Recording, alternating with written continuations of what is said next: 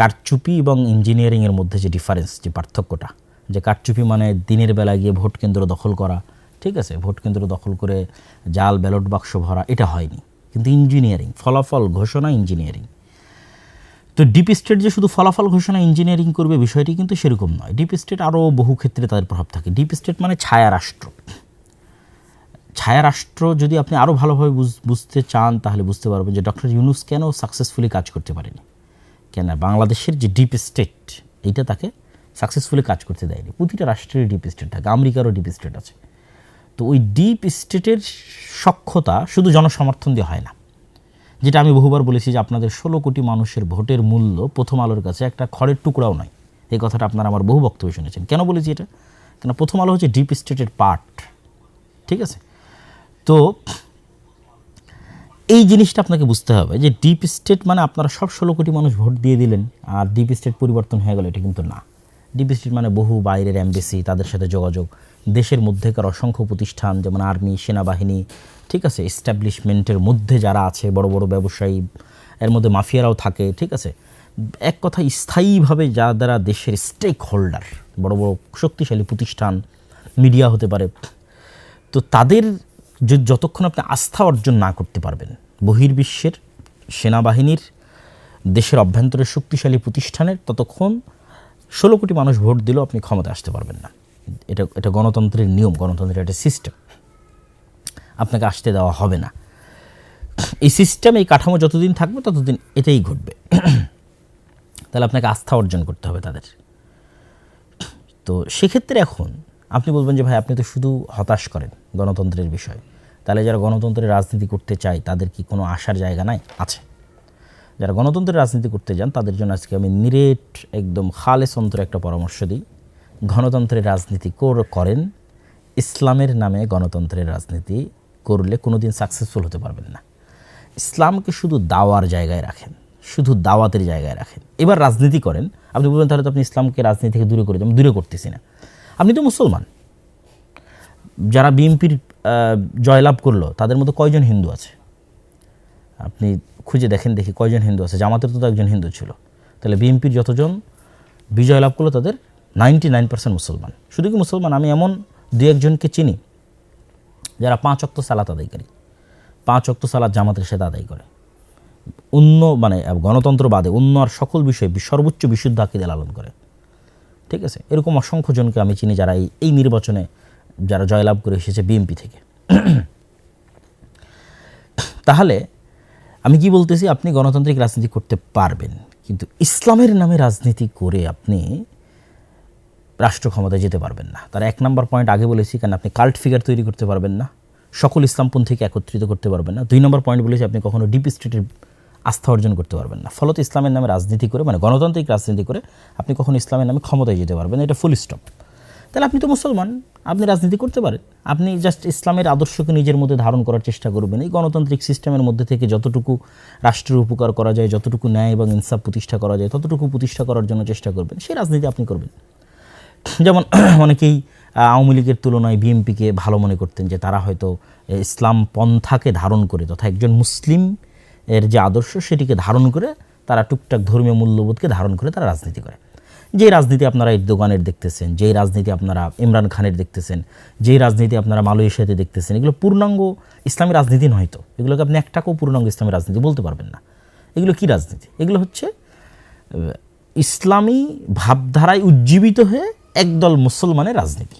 যে মুসলমান পূর্ণাঙ্গ মুমিন নয়, সে ফাসেক মুমিন হতে পারে, ঠিক আছে, তার অন্য কোনো ত্রুটি থাকতে পারে, কিন্তু সে সরাসরি ইসলাম বিরোধী বিদ্বেষী কোনো আইন হোক এটা সে চায় না। আপনাকে আরও ক্লিয়ার করি, মুসলিম লীগের রাজনীতি কী ছিল? মুসলিম লীগকে আলেম ওলামাদের দল ছিল নাকি? মুসলিম লীগের মিস্টার জিন্নার বিরুদ্ধে যে পরিমাণ আলেম ওলামা ফতোয়া দিয়েছে ওই সময় 46-47-এর সময়, যে পরিমাণ আলেম ওলামা ফতোয়া দিয়েছে, এই এখনও সে পরিমাণ আলেম ওলামা এই যারা ইসলামপন্থী নামে রাজনীতি করে তাদের নামে ফতোয়া দেয়নি। আপনি খুলে দেখেন, মুসলিম লীগের সব জেনারেল পড়ুয়া সাধারণ মুসলমান ছেলেপেলে ছিল। 2-1জন আলেম ওলামা পরবর্তীতে যুক্ত হয়েছে। মিস্টার জিন্নার কথা পড়া হবে, মিস্টার জিন্নাও আলেম না, আল্লামা ইকবালও আলেম না, এরা জেনারেল শিক্ষিত পড়ুয়া ছাত্র। এরা কী চাইছে? এরা চাইছে মুসলমানরা যেন স্বাধীন মতো বাস করতে পারে। কিন্তু ইসলামী রাষ্ট্র, পূর্ণাঙ্গ ইসলামী রাষ্ট্র কিন্তু তারা চায়নি, প্রতিষ্ঠিতও কিন্তু তারা করতে পারেনি। তারা কিছু মুসলমানরা যেন আলাদাভাবে স্বাধীনভাবে বসবাস করতে পারে। তো সেই রাজনীতিতে এখনও আছে, সেই রাজনীতি বাংলাদেশে এখনও আছে। এই যে জামাত ইসলামকে যারা, জামাত ইসলামের যে জোট, এই জোটকে যারা ভোট দিয়েছে, জামাত এনসিপির জোটকে, আপনি নিশ্চিত থাকেন এটা মুসলিম লীগের ভোট ব্যাংক। তথা 1947-এ যারা মুসলমানদের আলাদা দেশের জন্য ভোট দিয়েছিল, এরাই এই 2026-এ এসে বিভক্ত হয়ে কিছু বিএনপিকে ভোট দিয়েছে, কিছু জামাত এনসিপিকে ভোট দিয়েছে। এটা মুসলিম লীগেরই ভোট ব্যাংক। এবং শেখ মুজিবুর রহমান নিজেও কিন্তু মুসলিম লীগ করতেন, তারপর আওয়ামী মুসলিম লীগ। তো আপনাকে মাথায় রাখতে হবে কি, যে আপনি যদি বাংলাদেশে রাজনীতি করতে চান, আপনি ইসলামের নামে রাজনীতি করে, গণতান্ত্রিক ইসলামের নামে গণতান্ত্রিক রাজনীতি করে ক্ষমতায় আসতে পারবেন না। আপনাকে কিসে রাজনীতি করতে হবে? মুসলমানদের রাজনীতি করতে হবে। যে একজন মুসলমান, সে ইসলামের বিরুদ্ধে বিদ্বেষী কোনো কথাবার্তা বলবে না, সেই সিস্টেমকে, গণতন্ত্রের এই কুফরি সিস্টেমকে মেনে নিয়েই এর মধ্যে টুকটাক ভালো মানুষকে নিয়ে আসার জন্য চেষ্টা করবে, সেই রাজনীতি করবে। তা বলবেন তাহলে এই রাজনীতি কারা করবে? দেখেন, আমি যে তত্ত্বের কথা বলতেছি, এই তত্ত্ব যে সঠিক তত্ত্ব তার প্রমাণ ভারতই আছে। ভারতের আরএসএস, শিবসেনা, বাজরাং দল, ঠিক আছে, এরা কিন্তু নিজেরা যেহেতু কট্টর উগ্র হিন্দুত্ববাদী বিশ্বাসী, ফলত তারা জানে যে কট্টর উগ্র হিন্দুত্ববাদ দিয়ে মানুষের ভোট নিয়ে তারা বিজয় অর্জন করে ক্ষমতায় আসতে পারবে না। তখন আরএসএস, শিবসেনা, বাজরাং তারা কী করেছে? তারা তাদের মডারেট হিন্দুদের দিয়ে আরেকটা নতুন রাজনৈতিক দল তৈরি করেছে, তার নাম বিজেপি। বিজেপি একটা রাজনৈতিক দল, এইটা সরাসরি উগ্র হিন্দুত্ববাদ তার মেইন মতাদর্শের মধ্যে আছে, লিখিতভাবে এরকম নয়, বরং তারা আরএসএস কর্তৃক নিয়ন্ত্রিত হয়। আরএসএস কট্টর উগ্রবাদ, তারা বাজরং দল, শিবসেনা কর্তৃক নিয়ন্ত্রিত, তারা কট্টর উগ্রবাদ। কিন্তু বিজেপি তারা সাধারণ হিন্দু, খুব যে হিন্দু ধর্মকে খুব ভালোভাবে মেনে চলে, খুব আল্লাহ মানে তাদের হিন্দু ধর্মের দিক থেকে খুব হিন্দু ধর্ম মেনে চলে এরকম কিন্তু, সতী সাধু এরকম কিন্তু নয়, ঠিক আছে। তো সেক্ষেত্রে এই যে জামাত ইসলাম সহ আর যারা ইসলামের নামে রাজনীতি করতেছে, সেটা ইসলামী আন্দোলন বাংলাদেশের চরমনাই হোক, সেইটা জমিয়তে কি যেন ওলামা ইসলাম একটা আছে, আর অনেক ইসলামের নামে যারা রাজনীতি করতেছে বাংলাদেশে, তাদের সকলের উচিত হবে তারা এরকম সাধারণ জেনারেল শিক্ষিত মুসলমান সন্তানদের দিয়ে একটা রাজনৈতিক দল তৈরি করবে। যেই কাজটা বিএনপি তাদেরকে অতীতে করে দিত, তারা যদি মনে করে যে এখন বিএনপি ছাড়াও তাদের এরকম একটা রাজনৈতিক দলের দরকার আছে, তাহলে এরকম একটা তারা সাধারণ মুসলমানদের এরকম একটা রাজনৈতিক দল তৈরি করবে, যেমন এনসিপি হতে পারে সেই রাজনৈতিক দল, যারা সরাসরি ইসলামী রাষ্ট্র প্রতিষ্ঠার রাজনীতি করবে না, কিন্তু এই দেশের মুসলমানদের, স্বাভাবিক মুসলমানদের যে অধিকার রক্ষার কথা সেটা বলবে, যেমন ওসমান হাদি করতো, যেমন আমাদের জুলাইয়ের যে ছেলেমেয়েরা তারা করতেছে। এই ধরনের ছেলে মেয়েদেরকে যদি আপনি এগিয়ে দেন, তাহলে এরা হচ্ছে একটা কাল্ট ফিগারও তৈরি করতে পারবে। কেন? যেহেতু সে সরাসরি ইসলামী নয়, ফলত এখানে ফতোয়া ফারেজ আসবে না, মাসলাক আসবে না, মতবাদ আসবে না, আদর্শ আসবে না, শিরক বেদাত আসবে না, মানে এইগুলো নিয়ে মুসলমানদের ইসলামী দলগুলোর মধ্যে যে গণ্ডগোল সেগুলো আসবে না। তাহলে কাল্ট ফিগার একটা তৈরি করতে পারবে। 2 নম্বর, যেহেতু তারা সরাসরি ইসলামী নয়, মডারেট সাধারণ মুসলমান, সেহেতু তারা ডিপ স্টেটের আস্থা অর্জন করতে পারবে। ডিপ স্টেট যেগুলো নিয়ে অ্যালার্জেটিক, সেগুলোর বিষয়ে তারা টুকটাক ম্যানেজও করতে পারবে। ম্যানেজ করার মাধ্যমে তারা দেখা যাচ্ছে ক্ষমতায় যাবে। এবং আপনারা যে মন্দের ভালোটা চাচ্ছেন, যে মন্দের ভালো নিয়ে আপনারা গত 1 মাস যাবৎ ফেসবুক একদম তোলপাড় করে ফেলেছেন, সেই মন্দের ভালোর একমাত্র সমাধান এইটা। সেক্ষেত্রে যত ইসলামের নামে গণতান্ত্রিক রাজনীতি দল আছে, এদের সবকে তাদের রাজনীতি অফ করে দিয়ে দাওয়াতি কাজ করতে হবে। তারা দাওয়াতি ফিল্ড তৈরি করবে, সন্তান তৈরি করবে, প্রজন্ম তৈরি করবে। আর ওই মুসলমানের সন্তানরা স্বাভাবিক, যতদিন অন্তত গণতান্ত্রিক সিস্টেম আছে ততদিন সেই গণতান্ত্রিক সিস্টেমে তারা রাজনীতি করবে। এটি গেল যারা গণতন্ত্রের মধ্যে দিয়ে ইসলামের রাজনীতি করতে চান তাদের জন্য পরামর্শ। যদি আপনাদের ভালো লাগে আপনারা পরামর্শ গ্রহণ করতে পারেন, আর না হলে আমি যেভাবে ফুল স্টপ দিয়েছি এটা আসলেই ফুল স্টপ। দেখেন, এই নির্বাচনেও জামাত ইসলাম কিন্তু চেষ্টা করেছে তার ইসলামী রাজনীতির খোলস থেকে বের হয়ে আসার, এটা ছাড়া তার কোনো উপায় ছিল না। মন্দিরে গেছে, তারপরে কত রকমের বক্তব্য, মূর্তি পূজার সাথে রোজার তুলনা, মানে একটা সেকুলার দলের মধ্যে যা যা অনুষঙ্গ থাকে তার সব কিছুই কিন্তু জামাত ইসলাম তার নিজের মধ্যে নিয়ে আসার জন্য কী করেছে? চেষ্টা করেছে। তাহলে কেন চেষ্টা করতেছে? সেটা অবশ্যই ডিপ স্টেটের আস্থা অর্জন করার জন্য, অবশ্যই সাধারণ জেনারেলি শিক্ষিত মুসলমানদের আস্থা অর্জন করার জন্য। তাহলে আর ইসলামী দল রাখার কী দরকার? এই কথাটাই আমি বলতেছি, যে এই কাজগুলো যখন আপনি ইসলামের নামে করবেন তখন সেখানে ইসলামও কলুষিত হয়। দেখেন, আমি এবারের নির্বাচনের পূর্বে 2024 যে নির্বাচন এবং 2026 নির্বাচন, এই 2 নির্বাচনে আমি দেশে ছিলাম। ইতিপূর্বে আর কোনো নির্বাচনে দেশে থাকার সুযোগ হয়নি। 2008 যেটা তত্ত্বাবধায়ক সরকার আমলে যে নির্বাচন হয়েছিল তখনও দেশে ছিলাম, তখন একটু কম বুঝতাম। তো এবারে এই 2 নির্বাচনে আমি বিভিন্ন নির্বাচনের যে তথ্য কেন্দ্র, বুথ, এগুলোতে আমি ঘোরার চেষ্টা করেছি। বিভিন্ন নির্বাচনী এলাকায় গত 5-10 দিন ঘোরার চেষ্টা করেছি। অসংখ্য যারা এমপি ক্যান্ডিডেট আছে, জামাত ইসলামের, বিএনপির অসংখ্য এমপি ক্যান্ডিডেটদের সাথে সাক্ষাৎ করেছি। আমার অবজারভেশন আপনাকে বলি, ভোট কেন্দ্র স্বাভাবিক একটা মানুষের ঘর থেকে অন্তত যাতায়াত খরচও যদি বলি, তাহলে অন্তত কোথাও 30 টাকার ভাড়ার দূরত্ব, কোথাও 40 টাকার, কোথাও 50 টাকার।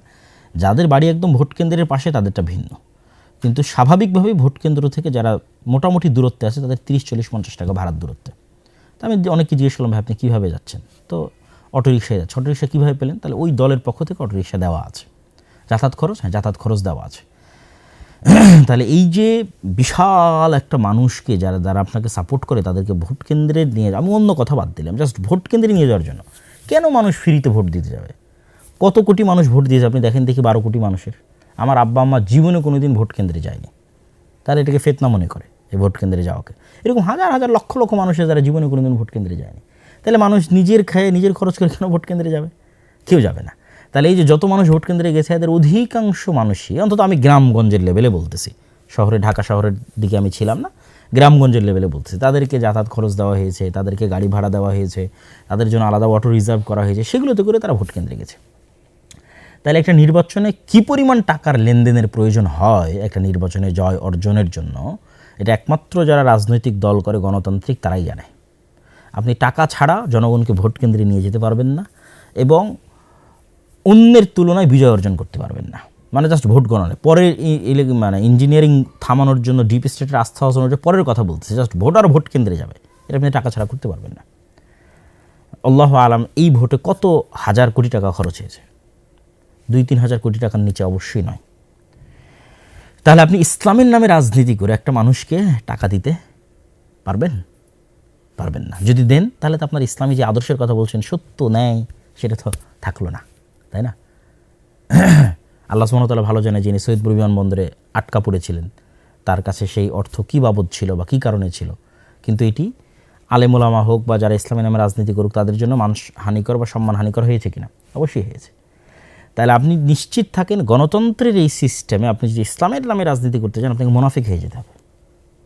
এই যে খতিবে বাঙ্গাল জুনায়েদ আল হাবিব সাহেব, আমি কারো নাম নিয়ে বলি না, আজকে তার নাম নিয়ে বললাম, তিনি কি পরিমাণ তার আত্মমর্যাদাকে ভুলুণ্ঠিত করেছেন বিভিন্ন কথা এবং বিভিন্ন বক্তব্যে, সেটা আপনারা খুব ভালোভাবে জানেন। তাহলে এই পরিমাণ আত্মমর্যাদাকে ভুলুণ্ঠিত না করলে, এই পরিমাণ মানে যে কথা, যেটা আমি আমার পুরো কথায় তুলে ধরতে চাচ্ছি আর কি, যে এক কথায় আপনি গণতান্ত্রিক সিস্টেমের সাথে রাজনীতি করতে গেলে আপনাকে মুনাফিকের পথ অবলম্বন করতে হবে, আপনি জিততে পারবেন না। তাহলে কেন ইসলামের নামে এই কাজটা করবেন?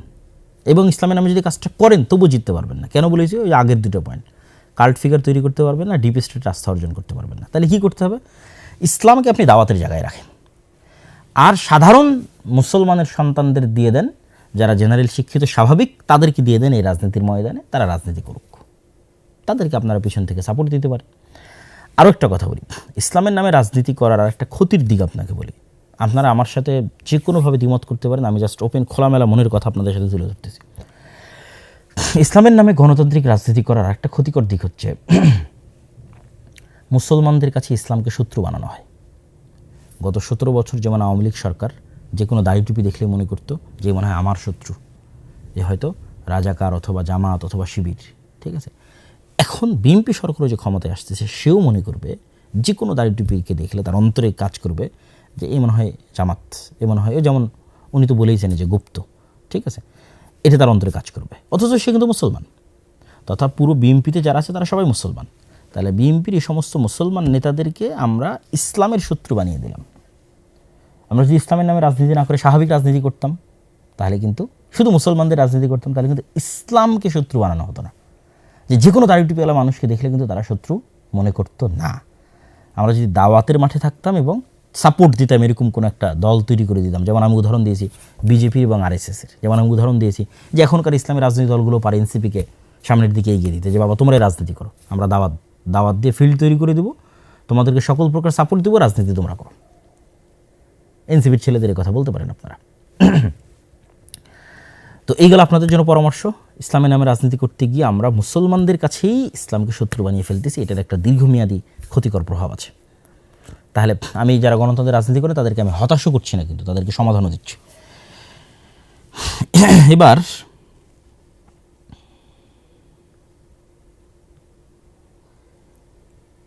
এবার যারা গণতন্ত্রের এই রাজনীতিকে পছন্দ করেন না, যেমন তার মধ্যে আমিও একজন, আমিও আমার বহু বক্তব্যে এই গণতান্ত্রিক সিস্টেমের কথা বহুবার তুলে ধরেছি, যেটির মধ্যে দিয়ে ইসলাম প্রতিষ্ঠা করা সম্ভব নয়। আজকে তো আরও বিস্তারিত ব্যাখ্যাসহ আপনাদের কাছে তুলে ধরলাম। এত খোলামেলা আলোচনা আমি অতীতে কখনো করিনি। বিএনপির ভাইদের জন্য আমার কিছু নাসিহা আছে, এবং যারা গণতন্ত্রের বাইরে গিয়ে ইসলাম প্রতিষ্ঠা করতে চান তাদের জন্য নাসিহা আছে। তো যেহেতু এতক্ষণ একটু সরাসরি একদম পলিটিক্যাল আলোচনা করছি, আমি জন্য বিএনপির ভাইদের জন্য নাসিহাতে আমার বক্তব্য শেষ করি। আমি মনে করি যে বিএনপির ভাইরাও তারাও মুসলমান, এবং তাদের সাথে আমাদের আন্তরিক হওয়া উচিত। তাদের সাথে আমাদের, যারা ইসলামের নামে রাজনীতি করছেন, যারা মুসলমানদের রাজনীতি করছেন, তাদের শত্রুতাপূর্ণ যে মনোভাব, এটা দিন শেষে আমাদের ইসলামকে ক্ষতিগ্রস্ত করবে। তাহলে কী করা উচিত? সৎ উপদেশ এবং দোয়া। কথা আমরা আগেও বলেছি এবং এখনও বলছি। এবং এই সৎ উপদেশ এবং দোয়ার জায়গা থেকে বিএনপির যারা দায়িত্বশীল, যারা নেতৃস্থানীয় আছেন, তারেক রহমান সাহেবের সাথে আমার যখন দেখা হয়েছিল তখনও আমি তার কাছে এই কথাগুলো তুলে ধরেছিলাম। আজকেও আমি একটি কথা বলে বিএনপির ভাইদের শেষ করব, তাদের প্রতি নাসিহা। সেটি হচ্ছে বিভাজনের রাজনীতি না করা। গণতন্ত্রের রাজনীতির একটা বড় অনুষঙ্গ হচ্ছে বিভাজনের রাজনীতি। আর বাংলাদেশের, ভারতের রাজনৈতিক বয়ান হচ্ছে মুক্তিযোদ্ধা বনাম রাজাকার। অবশ্যই 47 যেমন আমাদের ইতিহাসের অন্যতম গুরুত্বপূর্ণ অংশ, 71 আমাদের ইতিহাসের অন্যতম গুরুত্বপূর্ণ অংশ, 24 আমাদের ইতিহাসের অন্যতম গুরুত্বপূর্ণ অংশ। কিন্তু এটিকে বেস বানিয়ে কারোর সাথে চিরন্তনভাবে শত্রুতা তৈরি করে রাখা, দেশেরই নাগরিকদের একটা অংশকে বৈষম্যের শিকার করা, এটা দেশকে ধ্বংস করে দেয়। তো অন্তত অতীতের সরকার যে ভুলগুলো করেছে, আপনারা সেই ভুলগুলো যদি না করেন, আপনারা যদি দেশের মধ্যে বিভাজনের রাজনীতি তৈরি না করেন, উদারতা দেখান, আশা করি যে আল্লাহ সুবহানাহু ওয়া তাআলা আপনাদের শাসনে কল্যাণ দিতে পারে। জুলম না হলে, বিভাজনের রাজনীতি তৈরি না হলে আল্লাহ সুবহানাহু ওয়া তাআলা এটির মধ্যে বরকত দিতে পারে। তো এই ছোট্ট আপনাদের জন্য পরামর্শ যে যারা আপনারা বিজয়ী হয়েছেন তারা অবশ্যই পরাজিতদের প্রতি ইনসাফ করবেন। যেটা ওসমান হাদিও বলতো যে আমি আমার শত্রুর সাথেও ইনসাফ করতে চাই। তাহলেই দেখবেন একটি উন্নত মানের চমৎকার একটি ইনসাফের বাংলাদেশ আমরা তৈরি করতে পারছি। এই আশা আমরা আপনাদের কাছে রাখি, এবং আমাদের এই কল্যাণকামিতাও থাকবে। আলহামদুলিল্লাহ, আমরা ব্যক্তিগতভাবে আমরা কখনো না কোনো রাজনৈতিক দলের পক্ষে অবস্থান নিয়েছি, না কোনো রাজনৈতিক দলের বিপক্ষে অবস্থান নিয়েছি। আমরা সব সময় যেটা কোরআন এবং হাদিসের আলোকে সত্য এবং সঠিক মনে হয়েছে আমাদের কাছে, সেটি নাসিহা হিসেবে, তত্ত্ব হিসেবে, উপদেশ হিসেবে দেশ ও জাতির কাছে তুলে ধরেছি। এবং আমরা আমাদের জায়গায় কোরআন এবং হাদিস অনুযায়ী যেটি খেদমত করার প্রয়োজন মনে করেছি, আল্লাহ সুবহানাহু ওয়া তাআলার সন্তুষ্টির জন্য সেই খেদমত করছি এবং করে যাচ্ছি। এবার সর্বশেষ পয়েন্ট, যারা গণতন্ত্রের বাইরে গিয়ে ইসলামের বিজয় দেখতে চান, আপনাদের কাজ কি? আপনাদের সবচেয়ে বড় কাজ, এটা আমি আমার বহু বক্তব্যে বলেছি এবং আজকেও বলছি, আমার এই কথা কখনো চেঞ্জ হবে না, যে ইমান বিল গায়েবে ইয়াকিন, পরকালে চরম লেভেলের আস্থা এবং বিশ্বাস, ন্যায়পরায়ণতার চর্চা ছোটোবেলা থেকেই, একদম ঘর থেকেই, সমাজ এবং পরিবার থেকেই ন্যায়পরায়ণতার চর্চা তৈরি করা এবং শুরু করা। এবং 3 নাম্বার, শক্তিশালী প্রতিষ্ঠান। যেমন এই যে নির্বাচনের সময় দেখলেন যে যারা জামাত এনসিপি জোটে ছিল তাদের কি হাহাকার, যে তাদের কোনো পত্রিকা নাই, তাদের কোনো নিউজ চ্যানেল নাই, তাদের কোনো নিউজ পেপার নাই, ঠিক আছে, জাস্ট ফেসবুকে কয়েকটা হাতে গোনা পেজ। তাহলে শক্তিশালী প্রতিষ্ঠানের কিন্তু অভাব আছে। তো ওসমান হাদি বলতো যে জীবন দেওয়া অনেক সহজ, কিন্তু বাস্তবে কোনো কিছু করা এটা কঠিন। আমাদের করার লোক লাগবে, জ্ঞান অর্জনের লোক লাগবে, প্রজন্ম তৈরি করার লোক লাগবে। আর যারা গণতন্ত্রের বাইরে গিয়ে ইসলাম প্রতিষ্ঠা করতে চান তাদের জন্য আমার কথা হচ্ছে, কোনো কিছুর পরিপূর্ণ ধ্বংস ছাড়া কোনো কিছুর পরিপূর্ণ উত্থান হয় না। আমি বিল্ডিংটা রেখে দিয়ে এখানে আরেকটা নতুন বিল্ডিং যেটা এর সাথে যায় না, নতুন ভিন্ন ডিজাইন কেমনে বানাবো বলেন? আমি এই বিল্ডিংয়ের ডিজাইন রেখে এখানে প্লাস্টার করতে পারি,